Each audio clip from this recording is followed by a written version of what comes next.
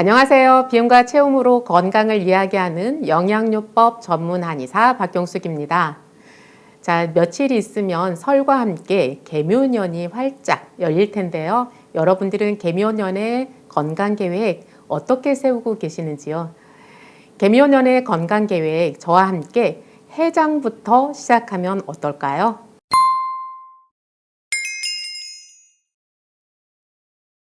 해장? 갑자기 해장 이야기를 하니까 놀라시는 분들 계시죠? 해장하면 저녁 때 술 좀 마시고 이제 속이 불편한 것을 풀어주거나 달래주는 것, 이것을 해장으로 생각을 하실 텐데요. 맞아요. 그것을 해장이라고 하죠. 그런데 여기에서의 해장은 주로 간을 해독하는 것을 일컬을 거예요. 그런데 저는 술을 마시거나 안 마시거나 이거와 상관없이 조금 다른 측면에서의 해장을 이야기하고 싶어요. 풀해, 장. 그야말로 장을 편안하게 풀어주는 것, 이런 해장을 이야기하고 싶은데요. 사람이 살아간다는 것은 무엇일까요? 저는 간단하게 정리한다면 사람이 살아간다는 것은 먹고 사는 것이다. 이렇게 정리를 하고 싶어요. 우리가 집을 짓거나 아니면 도시를 건설할 때도 제일 먼저 하는 일이 뭐죠? 그냥 땅 위에다 집을 짓는 것이 아니라 땅을 파고 배관 작업을 하죠. 그죠? 물이 들어오고 그리고 우리가 쓴 물을 버리는 그런 배관 작업을 먼저 해야 될 텐데요. 자, 그림 한번 보실게요. 자, 여기서 보면 이렇게 큰 원기둥이 있고요. 그리고 안에 작은 원기둥이 들어있죠. 이것은 우리 몸을 표현한 거예요. 우리 몸은 60조 개의 세포로 되어 있고 굉장히 복잡하게 설계되어 있지만 이것을 간단하게 표현해 본다면 저는 이렇게 표현할 수 있지 않을까 싶은데요. 우리 몸통 자체가 큰 원기둥이라고 한다면 거기에 작은 원기둥이 들어가 있어요. 자, 눈치채셨을까요? 작은 원기둥의 그 꼭대기는 뭐가 될까요? 네, 바로 입이에요. 그리고 그럼 맨 아래는 무엇일까요? 항문이에요. 자, 이렇게 우리의 몸이 복잡한 것 같지만 우리는 이 입을 통해서 음식을 먹고 이것을 소화하고 그다음에 소화시킨 것을 흡수하고 흡수해서 우리 몸의 순환에 사용하고 노폐물을 항문으로 내려보내는 것, 이렇게 먹고 싸는 것, 이렇게 정리할 수 있을 것 같아요. 자, 이런 말이 있어요. 쓰레기차 피하려다 똥차에 치인다. 이런 말이 있는데요. 여기서 똥차, 그러면 어떤 의미가 있을까요? 정말 무엇을 해도 일이 안 풀리고 이런 말을 해도 될지 모르겠는데 재수가 없어도 너무 없다. 이럴 때 쓰는 말 아닐까요? 자, 똥 하면 지저분하고 더럽고 가치 없는 것, 이런 의미로 주로 사용을 하는데요. 자, 똥이라는 것이 이렇게 지저분하고 더럽기만 한 것일까요? 이제부터는 똥에 대해서 우리가 그냥 스스럼 없이 말을 할 수 있었으면 좋겠어요. 자, 똥 이야기를 본격적으로 들어가기 전에 제가 이런 얘기를 해볼게요. 우리가 열이 나고 어디 통증이 있으면 굉장히 힘들죠. 그래서 축 처지기도 하고 아프고 힘들고 그러니까 짜증도 나고 이럴 텐데, 자, 그런데 열이 난다는 것은, 통증이 있다는 것은 우리 몸 어딘가에 염증이 생겼다, 이상이 생겼다라는 것을 알려주는 신호예요. 그러니까 만약에 우리가 몸 안에서 염증이 생겨서 막 골마 터지고 있는데도 열이 나지 않고 통증이 없다면 우리는 그것을 느끼지 못하고 지나갈 수도 있잖아요. 자, 그런데 목이 아프고 음식 삼키기가 막 힘들어요. 그러면 편도에 염증이 생겼구나라는 걸 알 수 있는 거고요. 설사를 막 심하게 하면서 배가 아프고 그러면서 열이 나요. 아, 그러면 장염이 있나 보다. 이런 것을 우리가 알아차리고 치료를 받을 수 있잖아요. 자, 이런 측면에서 본다면 우리 몸이 아파서 열이 나고 통증이 있는 것 이 자체가 힘들기는 하지만 열이 나고 통증이 있음으로써 우리 몸의 그 이상 신호를 감지해서 치료를 받을 수 있는 거잖아요. 그러니까 우리 몸의 이상을 알려주는 어떤 신호등과 같은 역할을 하는 거라고 생각할 수 있어요.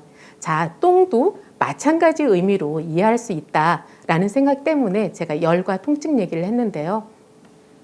우리가 똥을 잘 살핌으로써 그 똥에서 얻을 수 있는 여러 가지 정보들이 있다라는 거죠.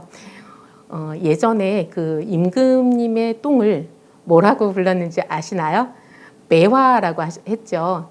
그래서 그 의관들이 아침마다 임금님의 그 똥을 살피면서, 즉 매화를 살피면서 색깔은 어떤지, 냄새는 어떤지, 심지어는 맛이 어떤지까지 살폈다는 거예요.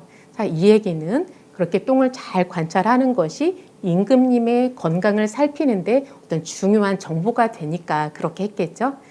자, 이처럼 똥은 장의 건강 상태를 반영하는 것, 건강 상태를 알려주는 심부름꾼, 이렇게 이해를 하면 될 것 같아요. 자, 이렇게 이해를 한다면 똥이 굉장히 고마운 존재 아닐까요? 자, 그래서 이제 똥 얘기를 이제 펼쳐가려고 하는데요. 똥에도 세계적으로 어떤 표준이 있다라는 것 알고 계셨는지요? 한번 표를 볼게요. 자, 이렇게 똥을 1형부터 7형까지 나누어서 이렇게 동글동글하게 단단하게 나오는 똥, 소세지처럼 이렇게 뭉글뭉글하게 나오는 똥, 바나나처럼 길게 나오는 똥, 아니면 완전히 물처럼 나오는 똥, 이런 식으로 단계를 나누었는데요. 이렇게 세계적으로 똥에 대해서 정상적인 똥, 좋은 똥이 어떤 거고 변비, 설사가 무엇인지를 정의해 놓은 게 있다. 이제 여러분들에게 소개를 시켜드린 거고요. 저는 이것에 대해서 자세히 이야기하려고 하는 것은 아니고, 그렇다면 제가 생각하는 좋은 똥이란 무엇인지 이 부분에 대해서 한번 얘기해 볼게요. 자, 좋은 똥이라는 것은 우리가 편안하게 보는 똥, 이것을 저는 가장 좋은 똥이라고 생각을 해요. 환자분들을 진료할 때 그런 질문을 굉장히 많이 해요. 저는 하루에 똥을 2번, 3번 막 이렇게 놓아서 너무 불편하다. 이거 설사 아니냐? 이제 이렇게 물어보는 분 계시고요. 또 어떤 분은 나는 시원하게 보긴 하는데 이틀, 3일에 한 번씩 본다. 이제 이런 말씀 하시는 분도 있어요. 자, 그렇다면 어떤 변이 정상일까? 이제 궁금하시죠? 원래는 하루에 한 번 시원하게 보는 변, 이것을 정상적인 변이라고 흔히 말하는데요. 그런데 꼭 그렇지는 않다라는 거예요. 우리가 한참 왕성한 그 20살 청년, 그러니까 뭐든지 채소도 많이 먹고 과일도 많이 먹고 밥도 많이 먹고 고기도 많이 먹고 이런 청년과, 그리고 너무너무 바빠서 그냥 대충 때우면서 일하는 어떤 직장인, 그리고 음식을 조금씩밖에 못 드시는 노인분, 이렇게 비교를 해본다면 하루에 누는 똥의 양이 같을 수가 없잖아요. 그래서 나이에 따라서, 내가 먹는 음식에 따라서, 환경에 따라서 정상적인 변은 얼마든지 달라질 수 있어요. 그래서 하루에 한 번 보는 게 중요한 게 아니라 음식을 많이 먹는다라면 하루에 2번, 3번을 보는 것도 정상일 수가 있는 거고요. 또 이틀, 3일에 한 번씩 보는 것이 정상일 수도 있는 거예요. 그래서 좋은 똥, 첫 번째 조건은 내가 똥을 눌 때 편안해야 된다. 그리고 잔변감이 없어야 된다. 이것을 첫 번째로 말씀을 드리고 싶고요. 좋은 똥 2번째 조건은 누런색 또는 황갈색을 띠고 있어야 된다. 이런 말씀을 드려요. 물론 이게 필수적인 조건은 아니지만 보편적으로 봤을 때 그 황금색에 가까운 누런빛 또는 황갈색, 이런 색깔을 띠면 좋다는 건데요. 어린아이들일 경우 가끔 그 담도가 원래부터 이렇게 회색이 돼 있으면 이렇게 회색변이 나오는 경우가 있어요. 그래서 누런변, 황금변을 본다는 것은 그 담즙 분비가 잘 되면서 담즙이 원래는 짙은 초록색이거든요. 그런데 이것이 소장, 대장을 거치면서 산화가 돼서 이게 노란색으로 변해가는 거예요. 그래서 누런변, 황갈색변을 본다라는 것은 담즙 분비가 잘 되고 있다는 신호이기도 하거든요. 그래서 좋은 똥 2번째 조건은 누런색 또는 황갈색을 띠고 있으면 좋다. 이렇게 말씀을 드리고요. 좋은 똥 3번째 조건은 똥이 말랑말랑하면서 바나나 모양으로 되어 있는 것, 그리고 굵기도 그 약간 얇은 바나나 정도를 띠고 있는 것, 이것을 좋은 똥이라고 할 수 있어요. 자, 좋은 똥 3가지 조건 말씀드렸죠. 첫 번째는 우리가 눌 때 편안한 똥이어야 된다. 2번째는 누런색 내지는 황갈색을 띠고 있으면 된다. 3번째는 바나나 모양으로 길게 나오면 가장 좋은 똥이다. 자, 이렇게 3가지를 말씀을 드렸어요. 자, 이제는 좋은 똥을 기본으로 해서 우리가 귀를 기울여야 할 똥의 목소리는 무엇이 있을까? 이 부분에 대해서 생각을 해보았으면 좋겠는데요. 그러니까 우리가 똥을 통해서 무엇을 알아야 되느냐 이거죠. 자, 첫 번째는 색깔을 살피는 것이 굉장히 중요해요. 제가 좋은 똥은 누런빛, 황갈색을 띠고 있는 것이 좋다고 했는데, 자, 그런데 여기서 색깔을 살피라는 것은 조금은 다른 의미예요. 그러니까 누런색인지 아니면 뭐 초록색을 띠고 있는지 뭐 이런 것을 살피라는 것보다 여기에 혈변이 나오지 않는지, 그러니까 피가 섞여 있는지 이것을 살피는 것이 저는 가장 중요하다고 생각을 해요. 그래서 어떤 분들은 그래요. 그러니까 빨간 그 피가 생피가 섞여서 나오면 치질이 있거나 이제 항문과 가까운 쪽에서 이제 출혈이 생긴 것이고, 그리고 피가 이제 좀 죽은 피 색깔로 검게 나오면 저쪽 위장 출혈 내지는 장에서도 저쪽 항문에서 먼 쪽에서 출혈이 생긴 것이다. 이제 이렇게 우리가 추측하기도 하는데요. 그런데 이렇게 똥에 피가 섞여서 나올 때는 우리가 섣부르게 예단하지 마시고 무조건 병원에 가서 검사를 하시는 게 맞아요. 요즘은 대장 내시경이라는 것을 통해서 이렇게 다 들여다볼 수가 있잖아요. 그래서 검사를 받아서 어떤 문제가 있는지 이것을 확인하는 것이 좋겠고요. 자, 두 번째, 우리가 귀를 기울여야 할 똥의 목소리. 두 번째는 이 똥의 패턴이 어떤지 이것을 살피는 것이 중요해요. 그러니까 내가 한 2, 3일에 한 번씩 보던 변을 갑자기 하루에 뭐 2번, 3번 이렇게 본다든지, 아니면 하루에 3, 4번 변을 보던 사람이 이제 3, 4일이 가도 변이 안 나오고 한 5일에 한 번씩 본다든지, 이렇게 패턴이 갑자기 변화를 하면 내 몸에 큰 이상이 생겼을 수 있다라는 것을 감지를 해야 된다라는 거죠. 자, 세 번째 우리가 귀 기울여야 할 똥의 목소리는 똥의 굵기를 살펴야 해요.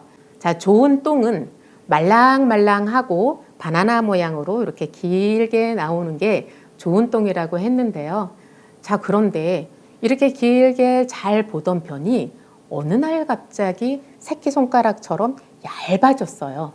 자, 그러면 우리는 대장암 중에서도 직장암을 의심해 볼 수 있어요. 똥은 말랑말랑하잖아요. 그런데 안에서 혹이 이렇게 튀어나오면 거기를 지나오면서 똥이 순간적으로 얇아질 수밖에 없겠죠. 자, 그림을 한번 볼게요. 이렇게 잘 나오던 똥이 이렇게 큰 혹이 생겼을 경우에는 그 혹의 우위를 지나가면서 얇아질 수밖에 없겠죠. 그런데 이렇게 항문과 좀 멀리 떨어져 있을 때는 이것이 다시 지나서 나오면서 원래의 모양을 갖출 수도 있어요. 자, 그런데 항문과 가장 가까운 직장 부위에 여기에 암이 생겼을 경우에는, 그러니까 종양이 이렇게 튀어나와 있으면, 그러면 이렇게 굵게 지나오던 똥이 얇아진 채로 그대로 나오게 되는 거죠. 자, 그래서 이것은 굉장히 중요한 단서인데요. 우리가 잘 보던 변이 어느 날 갑자기 점차적으로 얇아지기 시작해서 어느 순간에 좀 많이 얇아지고 있다. 그러면 이 직장에 이렇게 혹이 자라고 있는 것은 아닌지 이것을 의심해 봐야 된다라는 거예요. 자, 이렇게 우리가 똥을 눕는 패턴이 어떻게 변하는지, 그리고 똥에 피가 섞여서 나오는지, 또는 똥의 굵기가 어떻게 변하는지, 이렇게 똥을 잘 살피는 것만 가지고도 질병을 예방하거나 아니면 질병을 초기에 발견할 수 있다는 이런 장점이 있어요. 여러분들이 듣기에 다소 거북할 수도 있는 똥 얘기를 오늘 실컷 늘어놓았는데요. 나와 혹은 어린 자녀들의 똥을 잘 살피면서 우리 가족들의 건강 관리에 도움을 받으셨으면 좋겠습니다. 다음 시간에 뵙겠습니다. 고맙습니다.